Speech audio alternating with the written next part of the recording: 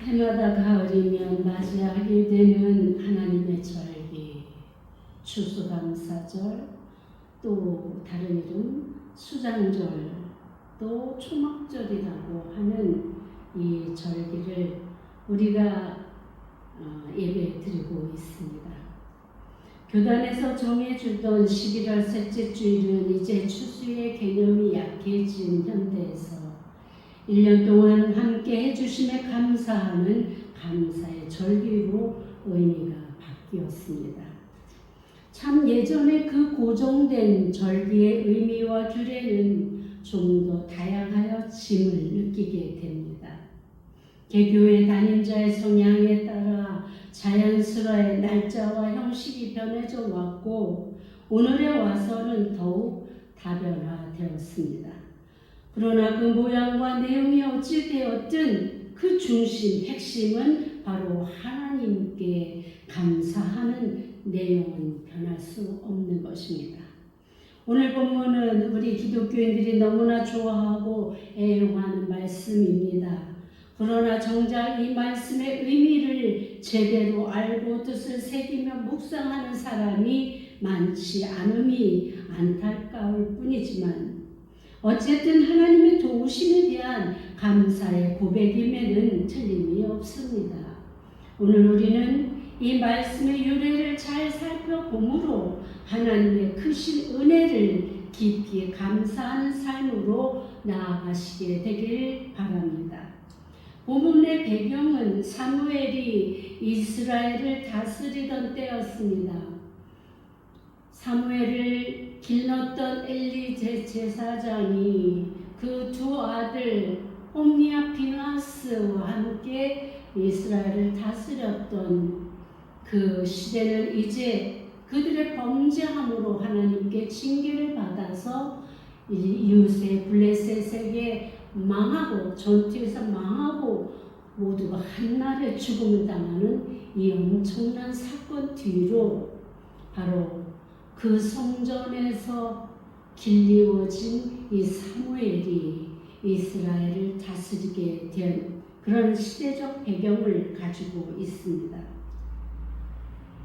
늘 주변국들로부터의 침입 위협으로부터 불안한 나날을 보내고 있으면서 이 백성들이 하나님의 백성으로 이렇게 잘 섬기며 살았으면 얼마나 좋았겠습니까? 사람은 정말로 어리석기 한이 없는 인생들인 것 같습니다. 그들은 하나님의 보호하심과 또한 살펴주시고 복주시는 그 은혜를 감사하지 못하고 단지 눈에 보이는 그 돌로 새기고 나무로 만든 그 우상들이 자신의 삶에 복을 주는 것이라고 착각하여서 그들을 섬기는 그 엄청난 범죄를 저지르며 살았던 것입니다.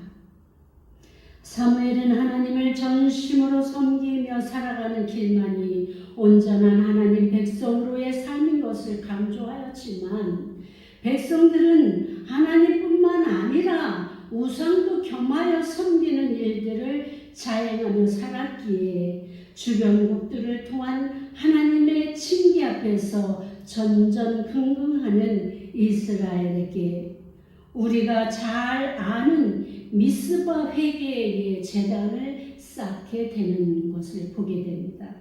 현대에도 이제 하나님만이 참 신이시고 참 하나님이심을 이들이 망각하고 온갖 잡신들을 다 겸하여 섬기면서 그들에게서 오는 그 복을 구하는 이 정말 WCC나 NCCK나 모든 천주교 불교 할 것 없이 다 이 땅에 살고 있는 그 온갖 잡신들을 하나로 여기 가서도 복 빌고 저기 가서도 복 빌고 그렇게 하는 것이 더 많은 복을 받게 될 것이라고 생각하면서 이 모든 종교를 통합하는 그러한 일들을 지금 저지르고 있는 것입니다. 마치 사무엘 시대에 저들이 하나님 여호와 하나님을 섬기면서 아세라와 바알을 같이 섬겼던 것과 같이 오늘날도 그 같은 현상이 재현되고 있습니다. 우리는 분명한 것은 그 당시에 성경을 통해서 지속되어 왔던 결론이 있습니다. 하나님 외에 다른 우상을 겸하여 섬기는 것이 오히려 패망의 첩경이었음을 우리는 배워왔습니다. 그럼에도 불구하고 왜 오늘날 우리도 똑같은 일들을 자행하고 있는지 우리는 살펴보아야 할 것이며 경계해야 될 것입니다. 오직 우리를 살리시는 분, 우리에게 복 주시는 분, 우리의 참 하나님은 여호와 하나님 한 분뿐이십니다.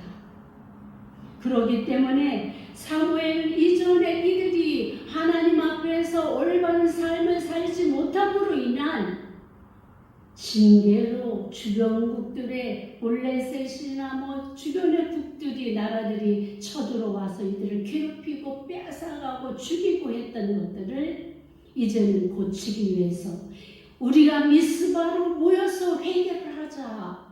하나님 앞에 온전한 회개 운동을 펼치는 것이 오늘 본문의 내용인 것입니다. 왜 우리는 회개 운동을 해야 됩니까? 우리가 정말 살기 위해서 반드시 필요한 것이 이 회개이기 때문입니다. 우리의 죄를 자복하고 통회하고 나가지 않고는 우리는 하나님을 만날 수 없습니다. 그러지 않고는 하나님을 통해서 우리의 관계가 이어지지 않고 단절되어지기 때문에 그렇다면 우리는 하나님의 자녀가 될 수가 없는 것입니다. 그래서 먼저 하나님과 연합하는 그 삶을 위해서 하여야 할 일이 회개하는 것입니다. 이스라엘 민족이 사무엘을 통해서 완전한 하나님의 백성으로 새로워지기 위해서 미스바에 모여서 회개 운동을 하는 것입니다. 마치 우리가 12.7에 함께 모여서 하나님 앞에 회개하고 우리나라 민족과 우리의 후손들을 위해서 기도하였던 것처럼 이 미스바의 그 회개 운동이 같은 맥락을 갖고 있음을 알 수 있습니다.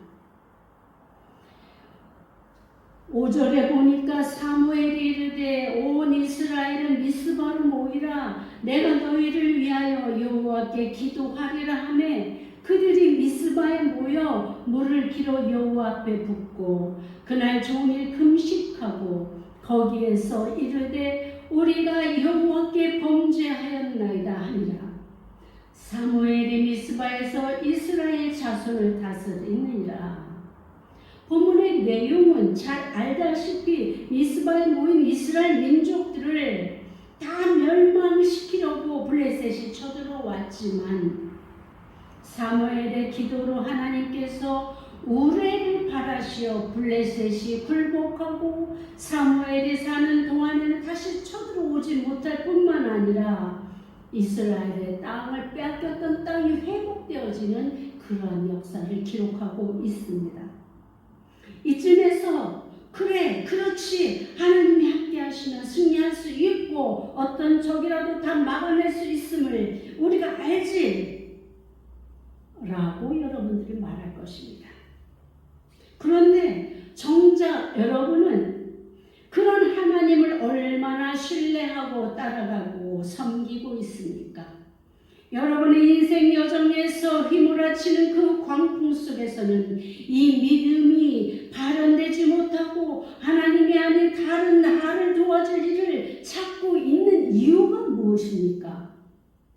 누구 그늘 아래 숨을 곳을 찾아서 방황하고 있는 것입니까?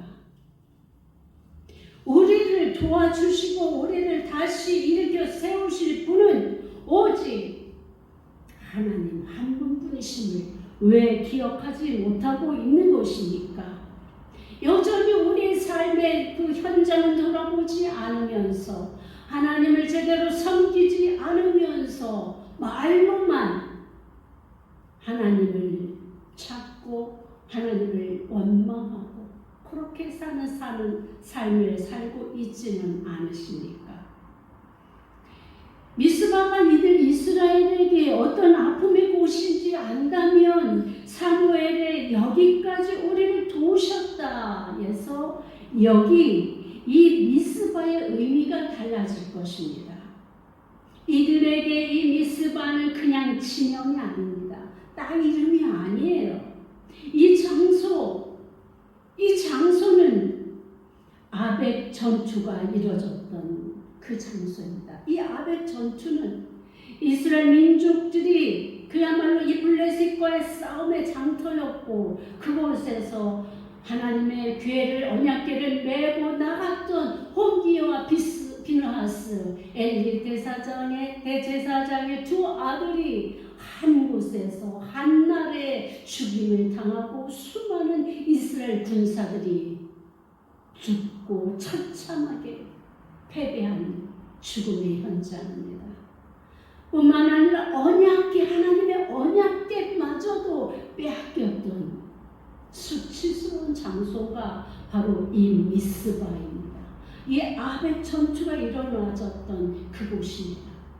그렇기 때문에 이 미스바, 사무엘이 고백하고 있는 여기는 지금 이스라엘 민족들에게는 치욕의 장소요, 수치의 장소요, 실패의 장소요, 죽음의 장소인 것입니다. 그런데 사무엘이 하나님 앞에 정말 기도하고 예배하고 회개하고 이들이 하나님의 이름을 부르며 그 전투에서 나갈 때 하나님이 도와주심으로 이들이 승리하게 하는, 그저 이들이 싸움으로 싸운 것이 아니에요. 하나님은 그 구약에 보면 자연을 많이 이용하셔서 이렇게 싸움을 하셨던 것을 보게 됩니다. 오늘 여기에서도 우레를 바라시오 이렇게 말씀하십니다. 그 우레가 얼마나 크고 공포스러웠는지 이들이 그 블레셋 군인들이 스스로 놀라서 자신들이 도망가고 자신들 서로 치고 받고 하는 그 상황으로 인해서 이스라엘이 승리하게 된 것입니다. 그러니까 우리의 생각, 우리의 방법은 그야말로 누구를 통해서 어떤 방법을 써서 무엇을 이용해서 문제를 해결해 보려고 하지만 그 모든 것들이 무용지물인 것입니다. 결과적으로 잠깐의 승리가 있고 이 유익이 있고 할지라도 근본적인 해결책은 되지 못한다는 것입니다. 하나님이 하시는 일만이 이 모든 것을 완전 무결하게 해결하시는 그런 해결점이라는 것을 우리가 잊지 말아야 될 것입니다. 그러니까 홈리와 비느하스가 이끄는 그 전투는 패배했지만 사무엘이 이끄는 우상을 버리고 회개하며 여호와를 의뢰하는 이것이야말로 승리하게 하는 비결인 것입니다. 실패를 넘어설 수 있는 것은 여호와 앞에 어떻게 살아가고 있는지, 하나님을 얼마나 신뢰하고 정결하게 말씀대로 살아가는지, 진정한 예배자로 내가 살아가고 있는지에 따라 결정되는 것입니다. 사무엘은 블레셋에게 승리하고는 곧 돌을 세우고 먼저 하나님의 도우심에 감사했습니다. 하나님께서 회개하고 돌아온 자들에게 그 수치를 씻어 주셨음을 후손들이 알 수 있도록 그 증거를 남기기 위해서 돌을 세우고 그곳을 이름을 에벤에셋이라고 지어서 남기게 된 것입니다. 이 이야기가 오늘 우리에게 시사하는 것은 무엇입니까? 오늘은 감사주일입니다. 우리가 살아가는 모든 상황은 마치 이스라엘 백성들이 살아가던 모습과 다르지 않음을 우리가 부인할 수 없습니다. 눈에 보이지 않는 하나님보다 눈에 보이는 왕을 구하고 참 하나님이신 여호와를 섬기기보다 잡다한 돌상과 목상의 우상을 쫓아 섬기며 하나님의 은혜와 도우심에는 둔하고 감사하지 못하고 잡다한 사술에 혼미해진 영혼들이 갈 바를 잃고 헤매이는 목지 없는 방황하는 오늘 세상의 사람들처럼 살아가는 우리의 모습과 무엇이 다르다는 말입니까? 그러기에 실패의 자리에서 머뭇거리며 낙심하고 마음 두지 못하며 헤매이는 모습 속에서 우리는 어떻게 살아야 한단 말입니까? 빌립보서 4장 4절에서부터 9절의 말씀을 보니 이 험악한 세상에서 성도가 어떻게 살아야 하는지에 대한 답을 제시하고 있습니다. 첫 번째로는 바로 주 안에서 항상 기뻐하라고 이렇게 바울 사도가 말씀하고 있습니다. 주 안에서 라는 전제하에서는 그 무엇도 기뻐할 수 있습니다. 엔퀴리오 주님에 대한 수만 가운데서는 불행이 없습니다. 장차올 영광을 소망하면 현재의 고난도 기쁨으로 바뀔 수 있고 그 기쁨은 소망이 되어 그 어떤 환난 가운데서 기쁨을 유지하게 할 것입니다. 바울 자신이 바로 그렇게 감옥에서도 매를 맞으면서도 죽음 앞에서도 주님 안에서 기뻐하며 승리의 길을 간 것처럼 오늘 우리에게도 그러한 삶을 요구하고 있는 것입니다. 두 번째는 관용을 모든 사람에게 보이라고 말합니다. 그런데 이 관용이라 함은 어떤 대상에 대하여 자신의 우위성을 내세우지 않는 것입니다. 우리는 누군가보다는 저 사람보다는 그래도 내가 낫지 않을까? 저 사람보다 내가 좀 더 현명하지 않을까? 이런 착각 속에 살아가고 있습니다. 그런데 성경은 하나님은 그런 마음을 갖지 말라고 말씀하십니다. 늘 주님이 먼저 나는 온유하니 나를 따르라. 나를 본받아라. 겸손하신 주님의 모습 주님들이 강조하며 우리에게 가르쳐 주셨던 것을 기억하시기 바랍니다. 그래서 관용 넓은 마음으로 용서하는 마음으로 사람들의 잘못을 우리가 용서하며 사는 삶을 살아갈 때 하나님께서도 우리의 잘못을 용서해 주신다고 말씀하시고 있는 것입니다. 그러니까 용서할 준비가 된 사람, 이 사람이 관용하는 사람이에요. 이래서 안 되고 저래서 안 되고 저 사람 절대로 내가 용서 못해.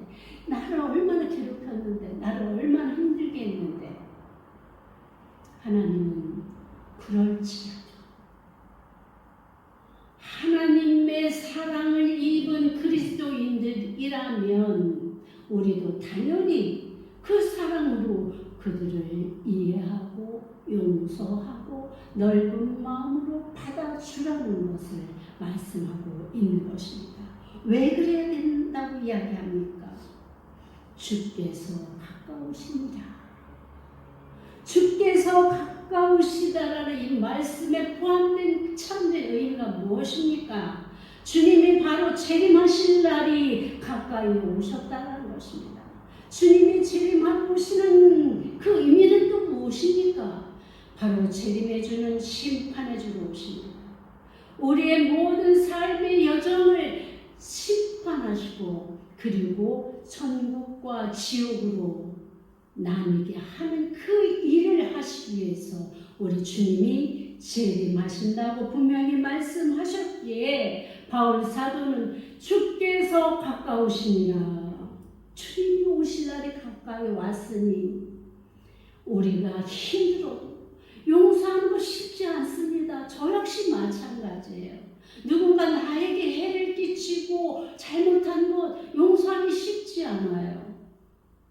그럼에도 불구하고 해야 되는 이유가 주께서 가까이 오셔서 우리를 심판하실 때 내가 남을 용서하지 못한 것으로 나의 잘못을 주님이 용서하지 않을까 두려워하라는 것 아니겠습니까? 그러니까 우리가 주님이 오시는 그때에 우리가 주님 앞에 용서를 받기 위해서 저들을 용서하라는 말이 되는 것입니다. 작은 것은 하기 싫지요. 이제는 점점 믿음의 성숙도가 높아질수록 큰 것까지 할 수 있습니다. 손양원 목사님께서 그야말로 자기의 아들들을 죽인 그 원수를 용서할 뿐만 아니라 그들을 양자 삼아 그들을 먹이고 입히고 가르치고 이러한 일을 할 수 있는 것은 주님을 믿는 그 믿음의 성숙도가 그리스도의 분량에 이르는 그런 믿음이기 때문 아니겠습니까? 우리에게도 요구되는 것이 바로 그러한 믿음인 것입니다. 세 번째로 우리에게 말씀하시는 것은 아무것도 염려하지 말라고 하십니다. 바울은 4절과 5절의 기쁨과 관용에 대한 권고에 이어서 6절과 7절에서는 확신에 찬 감사의 기도 생활에 대한 권고합니다. 우리 함께 한번 살펴봅시다. 빌립보서 4장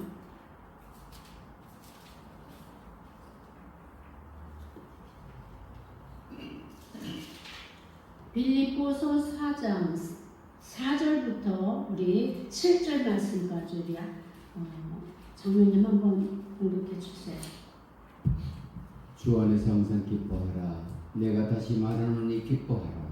너희 관용을 모든 사람에게 알게 하라. 주께서 가까우시니라. 아무것도 염려하지 말고 다만 모든 일에 기도와 간구로 너희 구할 것을 감사함으로 하나님께 아뢰라. 그리하면 모든 지각에 뛰어난 하나님의 평강이 그리스도 예수 안에서 너희 마음과 생각을 지키시리라. 아멘.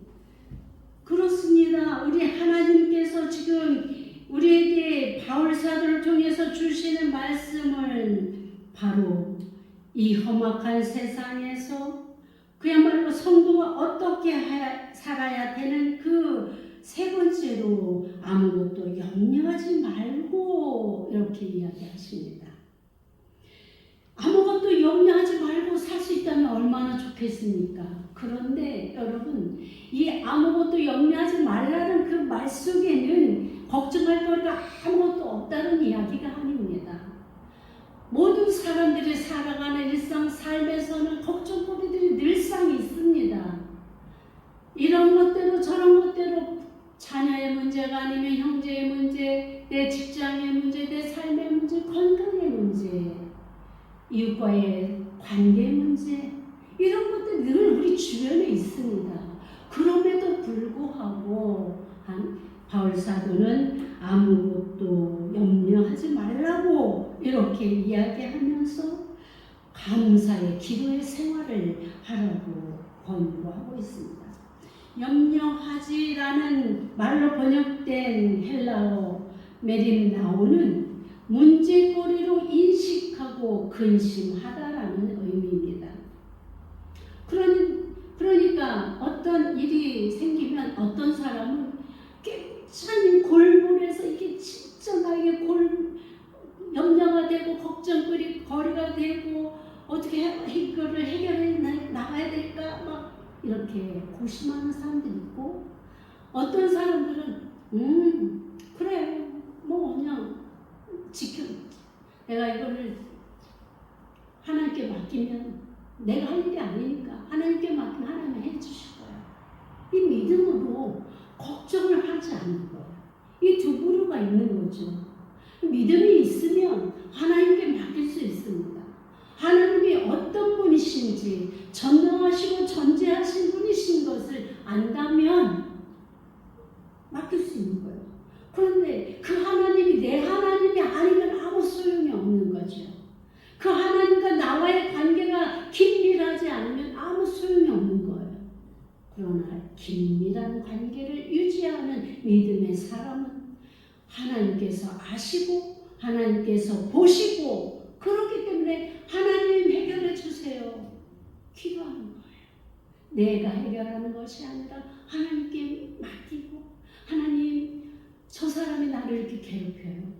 저 사람의 마음을 고쳐주세요. 하나님 이번에 어려운 일이 이 돈이 있어야 되는데 우리가 가장 고민하는 게 뭡니까? 돈 문제 아니겠습니까? 이 일을 해결해 주세요. 하나님 저희 몸이 아파요. 치료해 주세요. 우리 하나님은 이 모든 것들을 해결하실 수 있으신 분이십니다. 아멘이지요. 그렇기 때문에 그 믿음이 있는 사람들은 하나님께 문제가 생겼을 때 나오는 것입니다. 하나님 앞에 아뢰는 것입니다. 그리고 나서 자신의 기쁨으로 하나님 해결하실 것을 믿는 그 믿음으로 나아가 일상생활을 하다 보면 문제가 해결되어지고 어느 순간에 그 돈 문제가 해결되어지고 사람과의 관계가 해결되어지고 내 몸이 치유되는 역사를 맛보게 되는 것입니다. 이렇기 때문에 우리가 믿는 것 아니겠습니까?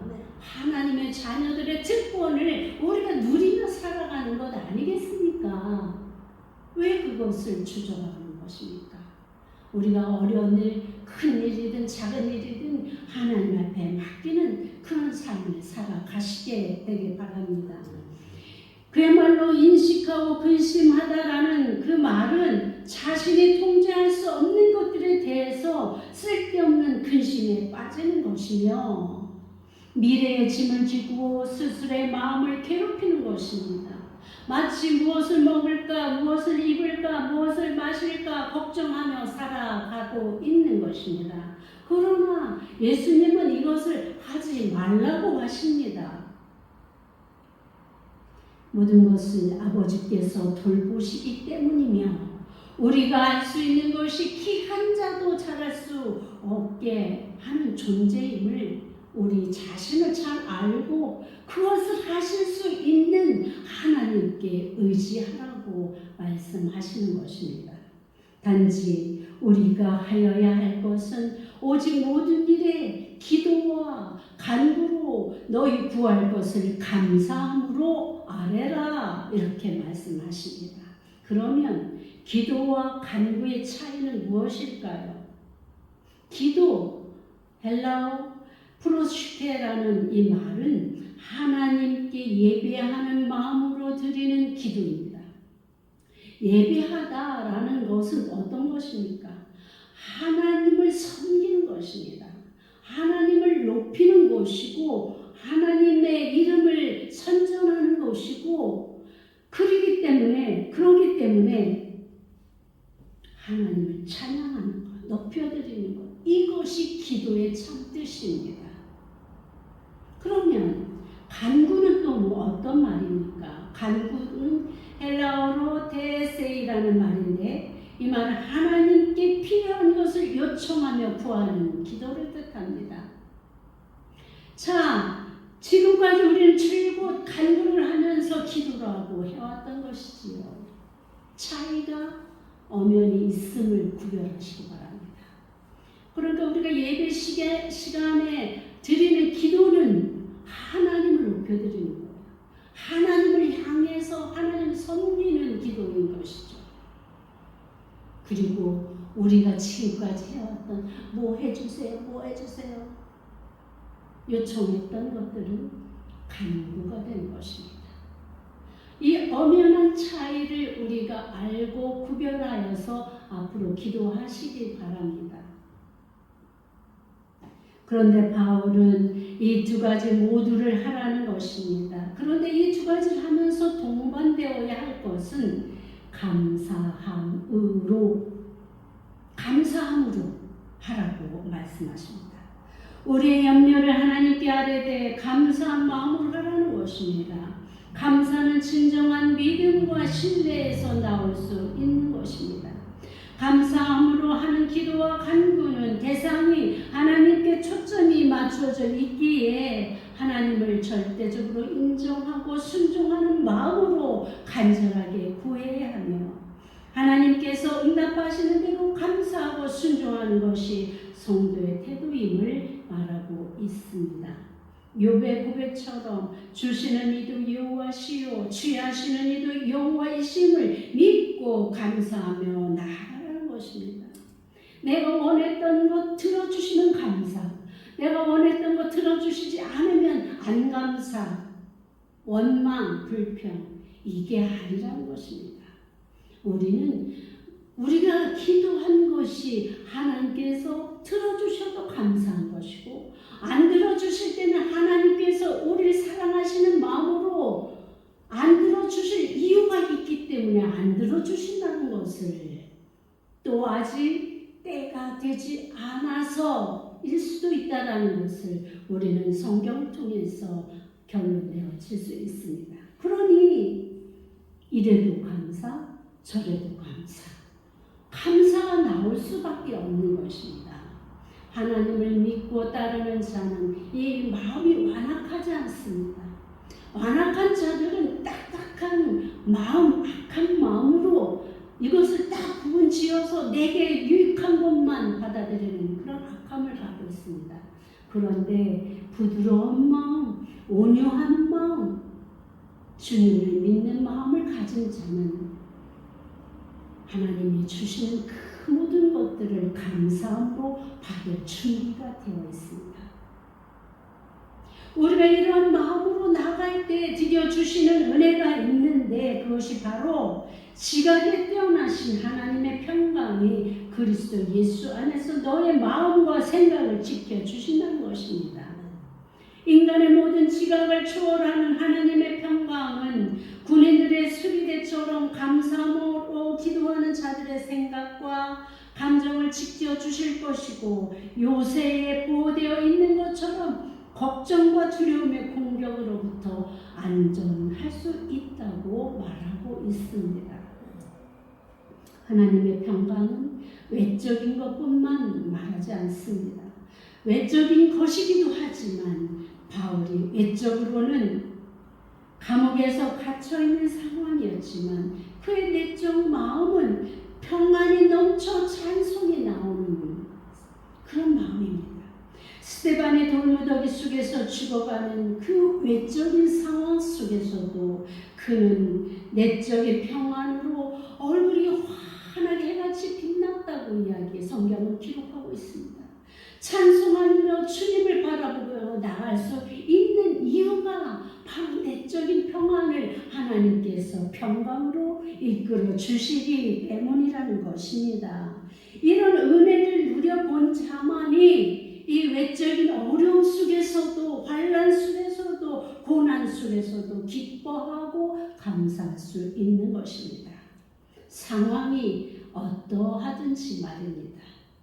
요즘 왜 그리 많은 사람들이 우울증과 불안증, 공황장애로 고통받고 있습니까?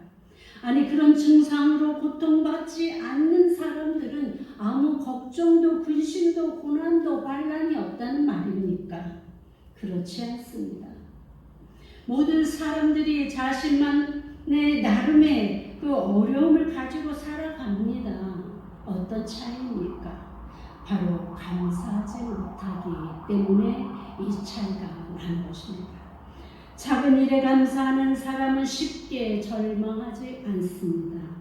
왜냐하면 누군가 자신을 돌봐주고 자신의 문제를 해결해 줄, 나를 도와줄 분이 존재하고 있다는 것을 알기 때문입니다. 그런 사람만이 감사할 줄 알기 때문입니다. 그래서 감사와 믿음은 비례한 것입니다. 감사할 줄 아는 사람은 믿음이 있는 사람이요, 감사할 줄 모르는 사람은 믿음이 없는 사람인 것입니다. 내가 부족하여도, 내가 실수하여도, 내가 무엇인가 잘못하여도 나를 다시 일으켜줄 그 어떤 존재를 인정하기에, 또다시 도와줄 것이고 일으켜줄 것을 알기에 실망하지 않고 낙심하지 않고 스스로 들어가 자기 안에 스스로 자기를 가둬놓고 고민하고 불안해하고 하지 않는다는 것입니다. 그리고 힘을 낼 수 있는 것입니다. 세상에 나를 돌아봐줄 아무도 없다고 느낄 때 두려움과 불안함과 공포가 느껴지는 것 아니겠습니까? 우리에겐 우리의 아버지이신 여호와 하나님이 계심을 믿고 신뢰하며 감사함으로 나아갈 때 우리는 두려움도 공포도 걱정과 염려도 극복하며 평강을 지키시는 하나님의 평강으로 안전한 삶으로 살아갈 수 있게 된 것입니다. 하나님도 감사하며 사는 것을 요구하십니다. 감사하며 사는 마음을 더욱 풍요롭게 하십니다. 예수님도 10명의 문둥병자를 고치시고 다 뿔뿔이 흩어지고 한 명만 돌아와 감사할 때 나머지 9은 어디 있느냐라고 물으십니다. 은혜를 받은 자는 당연히 감사할 줄 알아야 되는 것입니다. 그런데 은혜를 받고도 도움을 받고도 감사하지 못하는 이 철면피한 사람들이 너무나 많습니다.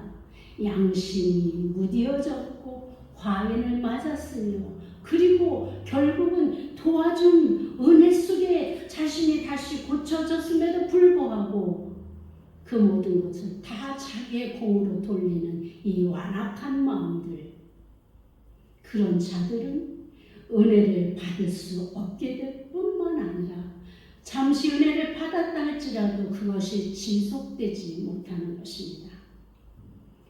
시편에 보면 감사하라 감사하라 여호와께 감사하라 여호와께 찬송하며 나가라, 시편이 전편적으로 그런 내용이 아니겠습니까?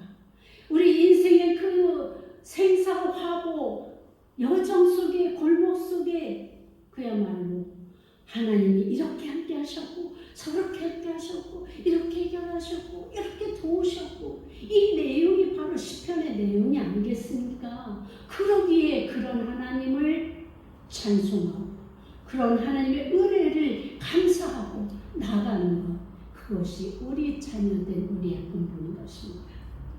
우리 자녀들이 우리 부모들에게 감사하지 않고 자신이 잘났다고 오히려 경멸하는 그런 자녀들을 볼 때 우리 마음이 어떻습니까?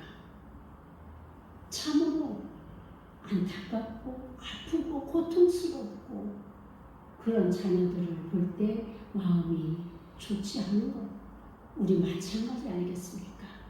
우리 부모의 마음은 곧 우리 아버지 하나님의 마음이십니다. 우리가 아버지 하나님의 형상대로 지으심을 받았기에 우리의 심령이 그렇게 하나님과 하나로 연결되어 있습니다. 그러니 이제 우리는 추수감사절, 이 우리가 농사짓지 않음으로 인해서 우리와 관계없다라고 생각하십니까?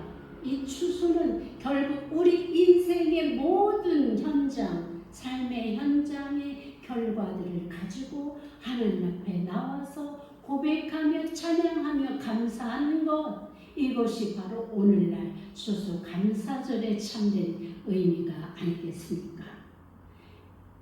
오늘 본문에서 사무엘의 에베네셀은 실패의 자리를 승리의 자리로 바꾸신 여호와 하나님께 대한 감사의 고백이 아니겠습니까?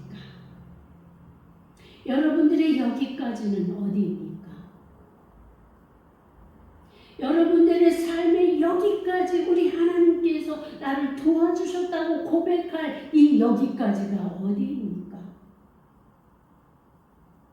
질병일 수도 있고 자녀일 수도 있고 우리의 직장 생활이나 사회 생활이나 이 나라의 모든 문제, 그 아픔, 아팠던 그곳에 우리 주님이 오셔서 내가 기도하고 감사함으로 기도하며 간구할 때 해결해 주셨던 그 은혜를 다시 한번 꺼내십시오. 기억하십시오.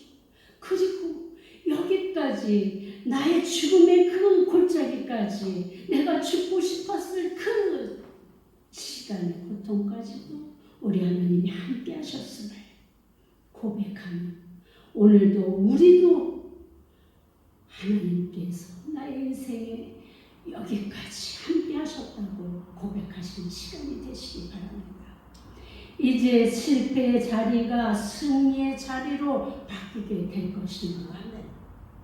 염려하지 말고 기도와 간구로 감사함으로 하나님께 아뢰십시오. 먼저 하나님을 예배하는 자로 돌아서십시오. 사무엘이 먼저 젖먹는 어린 양 하나를 가져다가 온전한 번제를 여호와께 드리고 이스라엘을 위하여 여호와께 부르짖음에 여호와께서 응답하셨더라. 예배하신 거예요. 예배 자의 그 삶야말로 하나님을 온전히 바라보고 하나님 온전히 섬기며 하나님만 높여드리는 그 삶을 살아갈 때 우리에게 이 역전의 기회는 주어진다는 것입니다. 작년에도 우리는 감사의 삶을 다짐했습니다. 다짐한 대로 감사하며 살으셨습니까? 살으셨어요?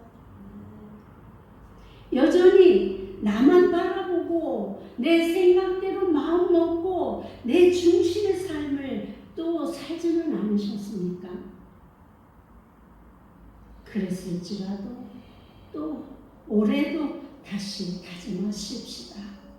내가 살아있는 동안, 내가 서 있는 곳이라면, 내가 하나님을 바라며 서 있는 그 어떤 자리에도 오늘도 함께 하셔서 나의 실패 자리에서 조차 격려하시며 보호하시며 역전시키시며 내가 주님께로 돌아올도록 도와주실 나의 아버지를 향해 감사할 수 있기를.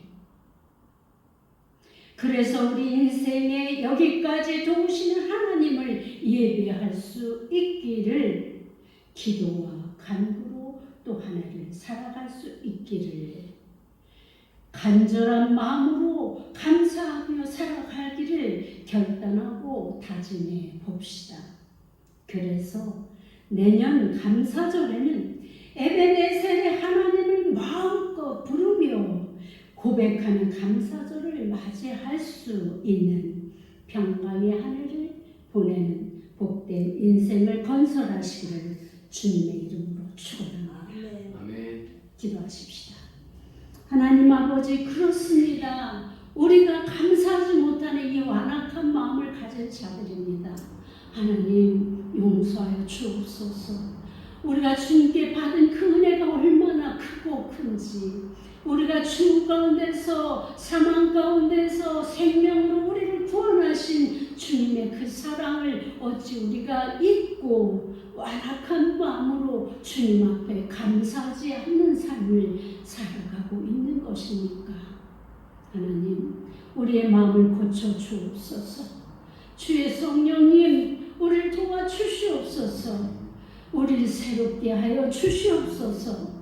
이제는 아버지 주님만이 나의 참 하나님이시며 나의 아버지이심을 고백하며 에벤네셀의 하나님을 찬양하며 나가는 우리의 인생들이 되어지도록 함께하여 주옵소서. 예수님의 이름으로 기도하였습니다. 아멘.